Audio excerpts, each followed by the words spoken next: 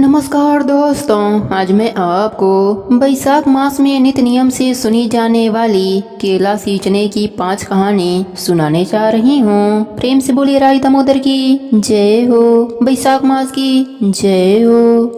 एक समय की बात है, एक गांव में एक रानी नाम की औरत रहती थी। उसका 5 साल का एक पुत्र था। उसके पति का स्वर्गवास हो गया था। उसके सास ससुर का भी स्वर्गवास हो गया था। रानी अपने बेटे को लेकर लोगों के घरों में काम करके अपना गुजारा करती थी। एक दिन वह अपने बेटे को लेकर जा रही थी। रास्ते में विष्णु भगवान का मंदिर था। उसी मंदिर में श्री सत्यनारायण भगवान की कथा चल रही थी। रानी अपने बेटे को साथ लेकर एक कोने में बैठकर कथा को प्रेम पूर्वक सुनने लगी। रानी कथा को इतने प्रेम से सुन रही थी कि उसकी आंखों से आंसुओं की धारा निकलने लगी। कथा समाप्त होने के बाद कथाकर्ता रानी से बोले, बेटा, कथा सुनते हुए तुम रोने क्यों लगी? तब रानी ने हाथ जोड़कर कहा, बाबा, इतने लोगों को विष्णु भगवान की कृपा से यह लोक और मरने के बाद परलोक में सुख मिला। क्या मेरे ऊपर भी विष्णु भगवान की कृपा हो सकती है? क्या मैं भी उनके भक्ति की प्रीति पा सकती हूँ? क्या मेरे भी दुख दूर हो सकते हैं? तब बाबा ने कहा, बेटी, माया को उत्पन्न करने वाले, सृष्टि को पालने वाले विष्णु भगवान भक्तों के बस में रहते हैं। उन्हें कोई भी आसानी से प्राप्त कर सकता है। बस मन वाणी द्वारा उनके नामों का भजन करते रहो। जितना हो सके उनके नामों का भजन करो। बस एक नाम, उसके बाद किसी भी बड़े योगी के आशीर्वाद की जरूरत नहीं होगी।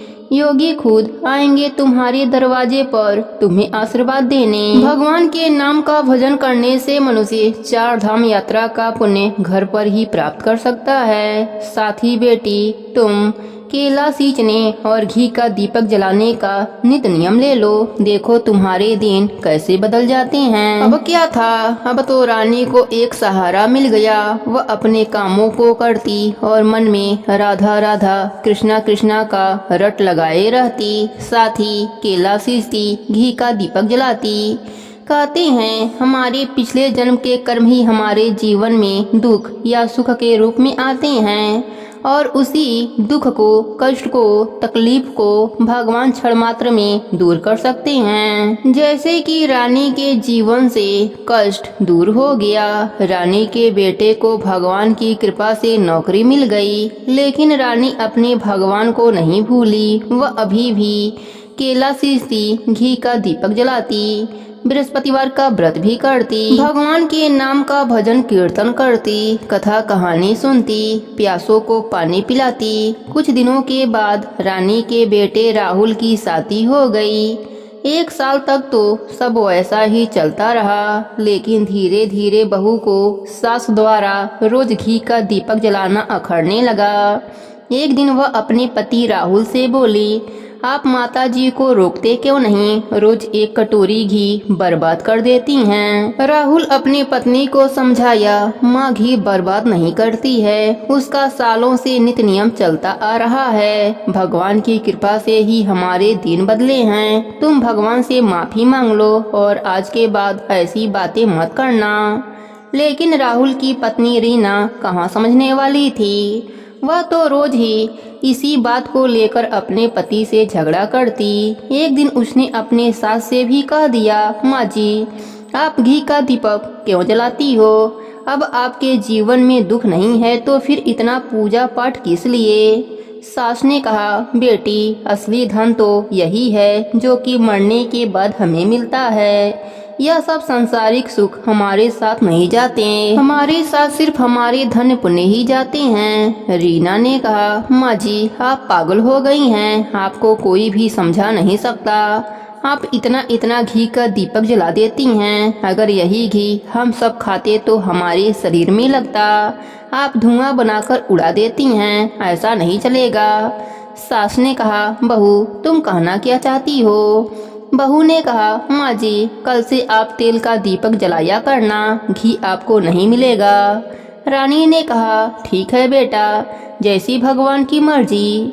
रीना बड़बड़ाते हुए अपने कमरे में चली गई कि तेल और घी मेरे पति के पैसों से आता है और धन्यवाद भगवान को बुढ़िया दे रही है। अब रानी अगले दिन से तेल का दीपक जलाने लगी, लेकिन कुछ दिनों के बाद बहू को तेल भी अखड़ने लगा और तेल भी देना बंद कर दिया। सास अगले दिन बगीचे में जाकर केले के वृक्ष के नीचे रो रही थी। तभी एक सेठ जी जो कि घी के व्यापारी थे आ रहे थे। बगीचे में बूढ़ी औरत को रोता हुआ देखकर उसके पास आए और पूछा, माँ जी आप क्यों रो रही हैं? तब बुढ़िया ने अपने बहू की कहानी उन्हें सुना दी। उन्होंने कहा, माँ जी मैं अभी अभी चौराहे पर घी देने गया था। मेरे डब्बे में अभी भी थोड़ा सा घी लगा है, आप निकाल कर दीपक जला लीजिए।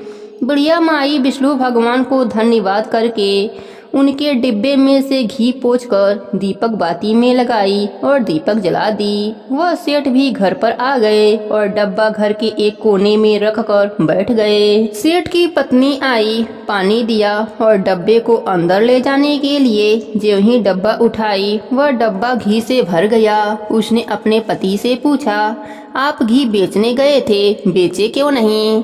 उसका पति बोला, अरे भाग्यवान मैं तो घी बेचकर आ रहा हूँ, तुम ऐसा क्यों बोल रही हो? फिर उसकी पत्नी डब्बा दिखाते हुए बोली, फिर इसमें घी भरा कैसे है? सेठ ने डब्बा देखा, उसे बड़ा ही आश्चर्य हुआ।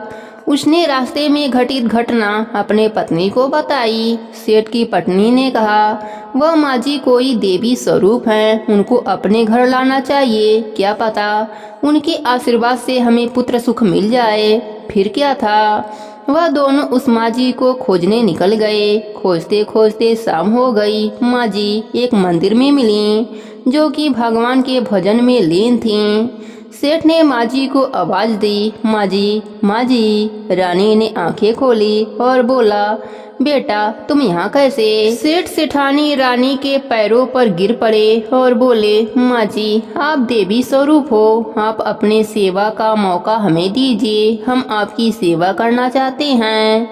रानी भगवान की मर्जी मानकर सेठ के साथ सेठ के घर पर चली गई। रानी के जाते ही सेठानी पेट से हो गई। सेठ सेठानी माँ जी का खूब सेवा करते, माँ जी के साथ बैठकर भगवान की कथा कहानी सुनते। इधर रानी के बेटे राहुल की नौकरी छूट गई। उसकी पत्नी रीना को कई बीमारियां लग गईं। वह बहुत पछताने लगे। उन्हें अपने गलती का एहसास हो गया था। उन्हें भगवान के भजन के शक्तियों का पता चल गया था। वह पागलों की तरह अपने माँ जी को खोजने लगे। खोजते खोजते 5वें दिन उनको पता चला कि सेठ जी के घर कोई देवी स्वरूप वाली बुढ़िया आई हैं।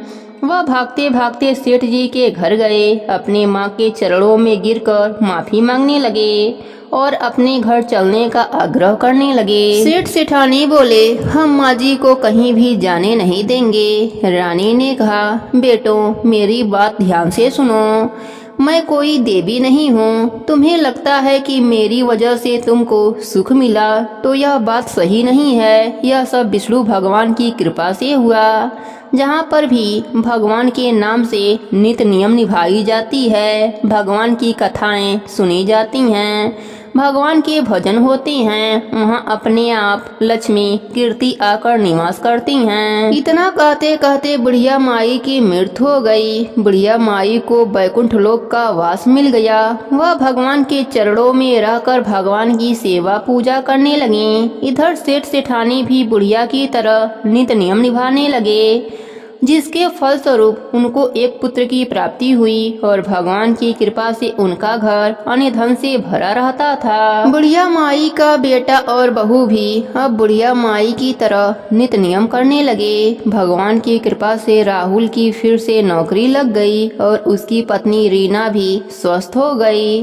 कुछ दिनों के बाद उनके घर में एक सुंदर पुत्री का जन्म हुआ, जिसका नाम उन्होंने राधा रखा। इस प्रकार हम सबको भी हर पल भगवान के नामों का भजन करना चाहिए, जिसके फलस्वरूप हम सब परम पद को प्राप्त होंगे। हमारे जीवन से दुख दरिद्र तकलीफें सब समाप्त हो जाएंगे और हम सब आनंद की अनुभूति करेंगे।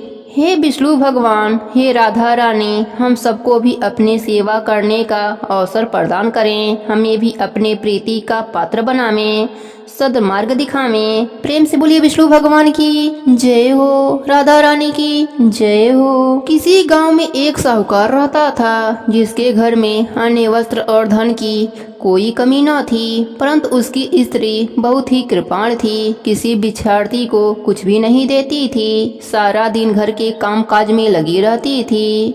एक समय एक साधु महात्मा बृहस्पतिवार के दिन उसके द्वार पर आए और भिक्षा की याचना करने लगे। स्त्री उस समय घर के आंगन को लीप रही थी, इस कारण साधु महाराज जी से कहने लगी कि महाराज, इस समय मैं घर लीप रही हूँ, आपको कुछ भी दे नहीं सकती, फिर किसी अवकाश के समय आना। साधु महात्मा खाली हाथ चले गए। कुछ दिन के पश्चात वही साधु महाराज आए, उसी तरह भिक्षा मांगी। साहूकारनी उस समय लड़के को खाना खिला रही थी, कहने लगी महाराज, मैं क्या करूं, अवकाश ही नहीं, इसलिए आपको भिक्षा नहीं दे सकती।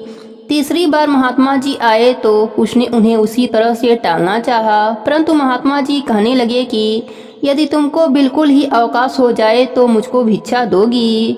साहूकारनी कहने लगी कि हाँ महाराज, यदि ऐसा हो जाए तो आपकी बड़ी ही कृपा होगी। साधु महात्मा जी कहने लगे कि अच्छा, मैं एक उपाय बताता हूँ। तुम बृहस्पतिवार को दिन चढ़ने पर उठो, सारा घर में झाड़ू लगाकर कूड़ा एक कोने में जमा करके रख दो, घर में चौका इत्यादि मत लगाओ, फिर स्नान आदि करके घर वालों से कह दो उस दिन सब लोग हजामत अवश्य बनवावें। रसोई बनाकर चूल्हे के पीछे रखा करो, सामने कभी न रखो। सायंकाल को अंधेरा होने के बाद दीपक जलाया करो तथा बृहस्पतिवार को पीले वस्त्र मत धारण करो, न पीले रंग की चीजों का भोजन करो। यदि ऐसा करोगी तो तुमको घर का कोई भी काम नहीं करना पड़ेगा। साहूकारनी ने ऐसा ही किया। बृहस्पतिवार को दिन चढ़े उठी, झाड़ू लगाकर कूड़े को घर में जमा कर दिया। पुरुषों ने हजामत बनवाई, भोजन बनाकर चूल्हे के पीछे रखा करती। वह सब बृहस्पतिवार को ऐसा ही करती रही। अब कुछ काल बाद उसके घर में खाने को दाना न रहा। थोड़े दिन में महात्मा जी फिर आए और भिक्षा मांगी, परंतु सेठानी ने कहा महाराज, मेरे घर में खाने को अन्न नहीं है, आपको कहाँ से दे सकती हूँ।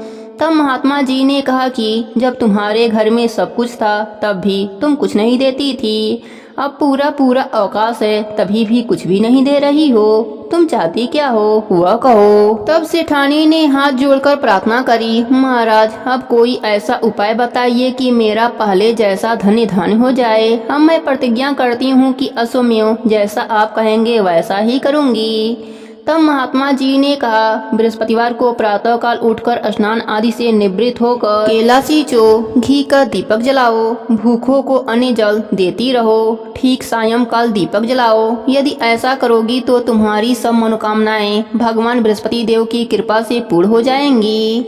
सेठानी ने ऐसा ही किया और उसके घर में धन्य धान वैसा ही हो गया जैसा कि पहले था। इस प्रकार बृहस्पति देव की कृपा से अनेक प्रकार के सुख भोग कर दीर्घ काल तक वह जीवित रही। प्रेम से बोली बृहस्पति देव की जय हो, विष्णु भगवान की जय हो, बैसाख मास की जय हो। अब सुनते हैं बैसाख स्नान की बांदरी की कहानी। एक राजा जो रोज सुबह उठकर गंगा जी नहाने जाया करता था। राजा ने सबको यह बोल रखा था कि मेरे से पहले कोई गंगा जी में न नहाएगा।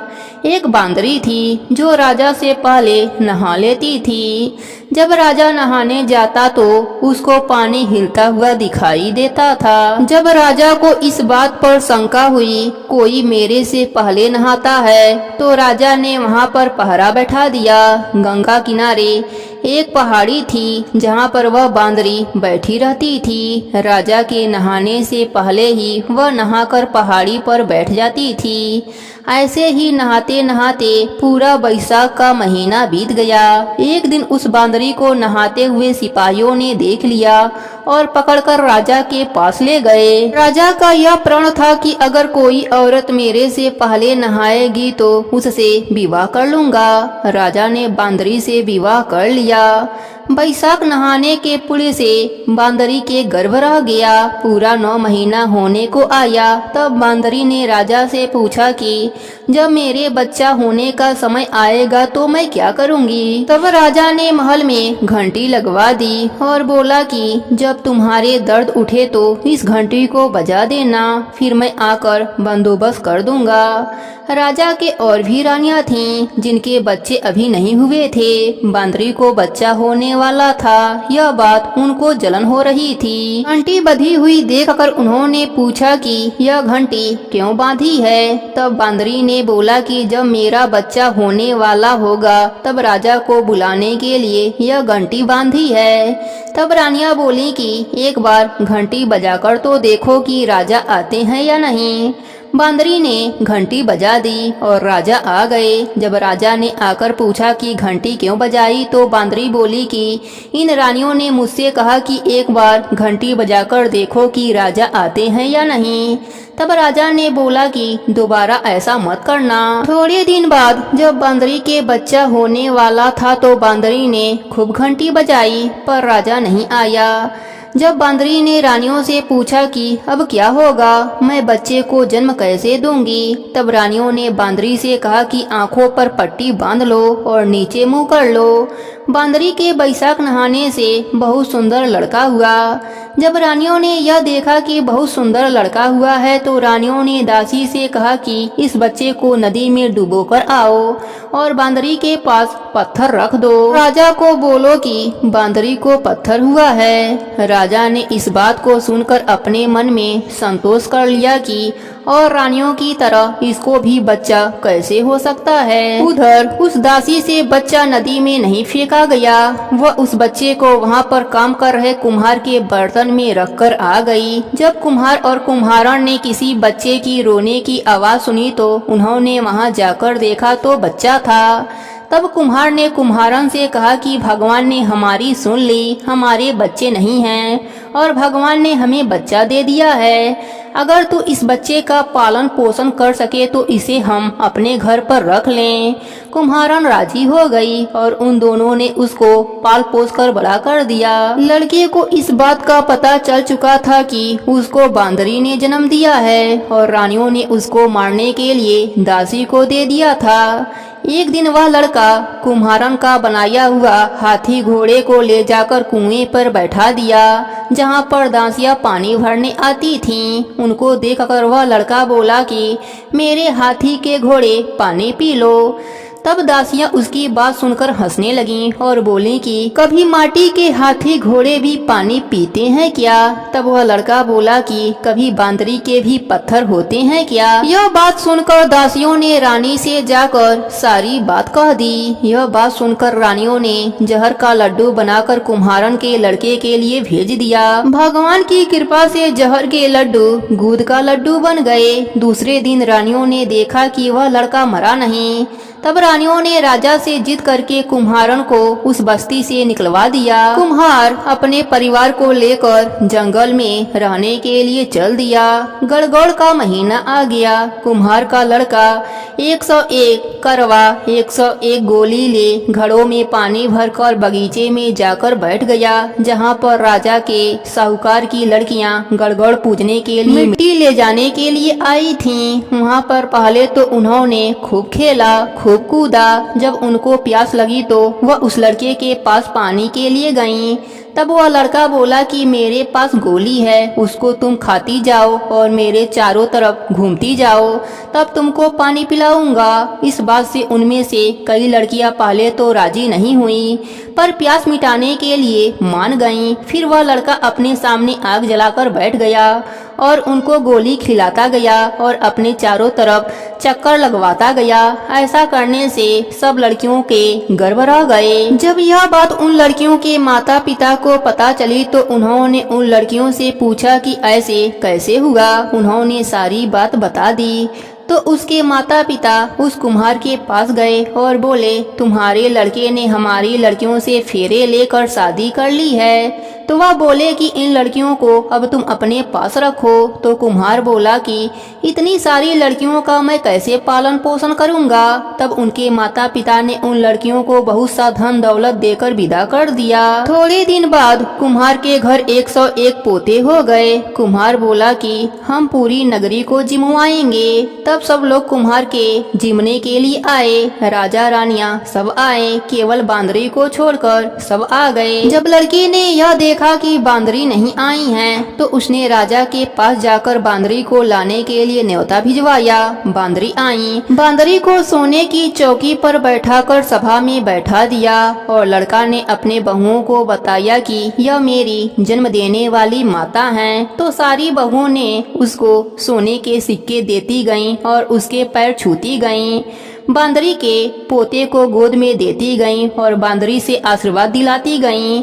राजा को यह बात समझ में नहीं आई कि यह लड़का बांदरी की इतनी खातिरदारी क्यों कर रहा है। रानियों को यह बात समझ में आ गई, यह बांदरी का लड़का है। राजा ने सबसे बोला कि मेरा तो अपमान हो गया है, मैं यहाँ से जा रहा हूँ। तब लड़के ने राजा को रोका और बोला कि आप क्यों जा रहे हैं। तो राजा ने लड़के से पूछा कि तू बांदरी की इतनी खातिरदारी क्यों कर रहा है। तो लड़के ने राजा को सारी बात बता दी कि यह मेरे जन्म देने वाली माता हैं।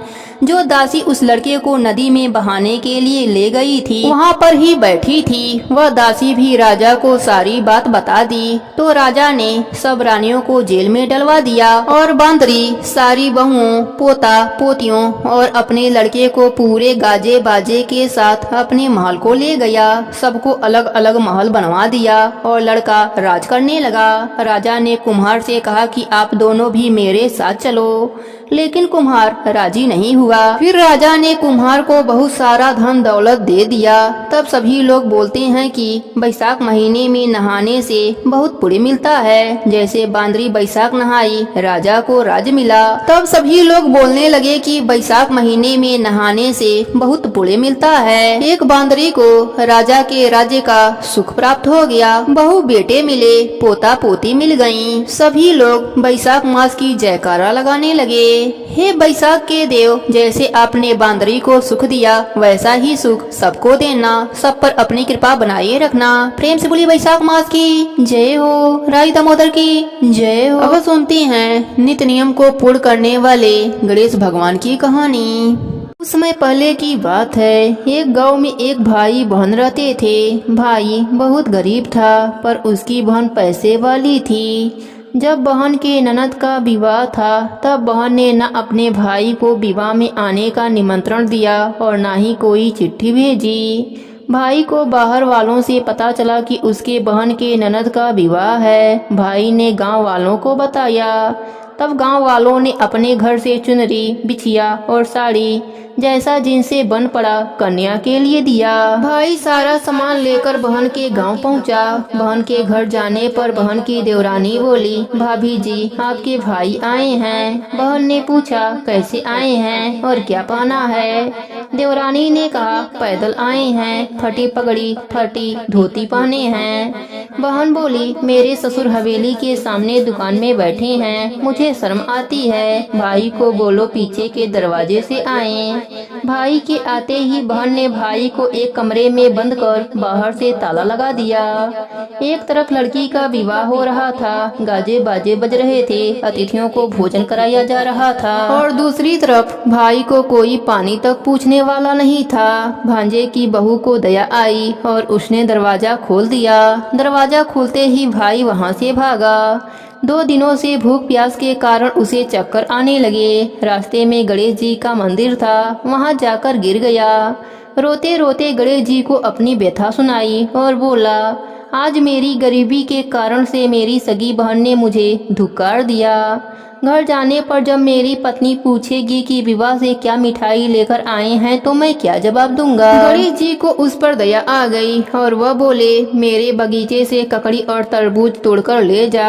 भाई ने ककड़ी तोड़कर झोला भर लिया और अपने घर गया। घर जाते ही बच्चों ने पूछा, पिताजी बुआ के वहाँ से हम लोगों के लिए क्या लाए हैं। झोला खोलते ही छोटे तरबूज सोने के गेद में बदल गए। बाकी तरबूज काटे तो उनमें से हीरे मोती निकले। पत्नी बोली, आप बहन के घर से इतना कुछ क्यों लाए? आपकी बहन ने हम लोगों को बहुत ज्यादा दे दिया है। भाई ने कुछ जवाब नहीं दिया। गणेश भगवान की कृपा से उनके दिन बदल गए। भाई का काम धंधा जोरों से चलने लगा। धीरे धीरे गहने बने, रहने के लिए मकान बन गया। पत्नी बोली, ननद जी को बुलाकर लाओ। भाई नए कपड़े नए जूते पहनकर रथ में बैठकर बहन को लेने गया। देवरानी बोली, भाभी जी आपके भाई आए हैं। बहन ने पूछा, कैसे आए हैं और क्या पहना है? देवरानी बोली, रथ में बैठकर खूब ठाट बाट से आए हैं। बहन बोली, मेरे भाई को बोलो कि हवेली के सामने से आए। मेरे ससुर देवर जेठ देखेंगे। भाई का बहन ने खूब स्वागत किया। भाई बोला, मैं तुम्हें लेने आया हूँ। बहन बोली, मुझे भी बहुत दिन हो गए हैं, चलो मैं चलती हूँ। भाई बहन को लेकर अपने घर आया। भाई और उसकी पत्नी बहन का खूब आदर सत्कार किए। जो चीजें मांगी सब बनवा कर दिया। बहन बोली, भाई मुझे जूते चाहिए। भाई ने मोची को बुलाया और कहा, मेरी बहन के लिए ऐसी जूती बनाओ जो मुँह से बोले। भाई ने बहन को बहुत सारा धन देकर विदा कर दिया, पर अभी तक वह जूती नहीं आई थी। बहन रवाना होने लगी, तब मोची जूतियाँ लेकर आया। बहन के जूती पहनते ही जूतियाँ बोली, निर्धन भाई की पैसे वाली बहन, गणेश जी का बगीचा नहीं होता तो आज क्या करती बहन? तब भाई की पत्नी ने पूछा, यह कहाँ से आवाज आ रही है? भाई ने कहा, सुबह का समय है, कोई जीव जंतु बोल रहा होगा। भाई ने घोड़े गाड़ी को जल्दी जाने को कहा। बहन के जाते ही पत्नी जिद करके बैठ गई कि जूतियाँ क्या बोल रही थीं। पति ने अपनी पूरी आप बीती सुनाई कि कैसे बहन ने मुझे 2 दिन भूखा रखा, कमरे में बंद कर दिया था। भांजे की बहू ने दरवाजा खोला, तब मैं बाहर आया और गणेश जी के शरण में जा पहुंचा। गणेश जी की कृपा से हमारे दिन बदले हैं। उसने अपने पत्नी को सारी बात बताई। तब पत्नी बोली, अगर मुझे पहले मालूम होता तो मैं आपकी बहन को कुछ न देती। मेरा दिया हुआ सब कुछ वापस लेकर आओ। तब पति बोला, सुहासिनी के आशीष से ही हमें गणेश भगवान ने सब दिया है। अगर वह मुझे भूखा प्यासा कमरे में बंद नहीं करती तो मैं गणेश भगवान के मंदिर में क्यों जाता? क्या मैं गणेश जी को अपना दुखड़ा सुनाता? तुम अपना मन मैला मत करो। अपने पर तो गणेश भगवान की कृपा है और किस चीज की कमी है। फिर दोनों गणेश भगवान के आगे झुककर प्रणाम किए और जयकारा लगाया। हे गणेश जी महाराज, जैसी कृपा आपने गरीब भाई पर करी, वैसी ही कृपा आप अपने सभी भक्तों पर करना। सबके व्रत को पूर्ण करना। कहानी अधूरी हो तो पूरी करना, पूरी हो तो मान रखना।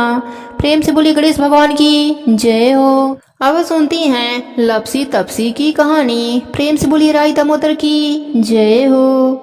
एक लपसी था, एक तपसी था। तपसी तो भगवान की तपस्या करता। लपसी रोजाना 1.25 सेर हलवा बनाकर भगवान को भोग लगाकर टाली हिलाकर जीम लेता। एक दिन दोनों में झगड़ा हो गया। लपसी बोला, मैं बड़ा हूँ। तपसी बोला, मैं बड़ा हूँ क्योंकि मैं भगवान की तपस्या करती हूँ। उतने में नारद जी आए और बोले कि तुम्हारा फैसला मैं करूँगा। दूसरे दिन तपसी नहाकर आने लगा तो नारद जी ने 1.25 करोड़ की अंगूठी तपसी के आगे गिरा दिया। उसने आंखें खोलकर देखा तो अंगूठी पड़ी है। उसने उठाकर पैर के नीचे दबा लिया और तपस्या करने लगा। उधर लपसी 1.25 सेर का हलवा बनाकर भगवान को भोग लगाकर टाली हिलाकर जीम लिया। इतने में नारद जी आए और दोनों को अपने पास बैठाया। दोनों पूछने लगे कि कौन बड़ा है। नारद जी ने तपसी से कहा कि अपना पाँव हटाओ। पाँव हटाते ही अंगूठी निकली। तब नारद जी बोले कि अंगूठी चुराने से तेरी तपस्या भंग हो गई है, इसलिए लपसी बड़ा है। तपसी कहने लगा, मुझे मेरी तपस्या का फल कैसे मिलेगा? नारद जी बोले, बैसाख स्नान करने वाली देंगी। वह सब व्रत की कहानी सुनकर तुम्हारी कहानी नहीं सुनेंगी तो उनका फल तुम्हें मिलेगा। धोती देकर अंगूछा नहीं देंगी तो उनका फल तुम्हें मिलेगा। सीधा देकर दक्षिणा नहीं देंगी तो उनका फल तुम्हें मिलेगा। ब्राह्मण जिमा कर दक्षिणा नहीं देंगी तो उनका फल तुम्हें मिलेगा। दाहिने तरफ नाड़ा बांधेंगी तो उनका फल तुम्हें मिलेगा। इतना कहकर नारद जी चले गए। तभी से सभी औरतें व्रत की कहानी सुनने के बाद लपसी तपसी की कहानी गाती या सुनती हैं, जिससे कि नित्य नियम सुनने का संपूर्ण फल उन्हें प्राप्त हो जाता है। प्रेम से बोलिए राई दामोदर की जय हो, वैशाख मास की जय हो।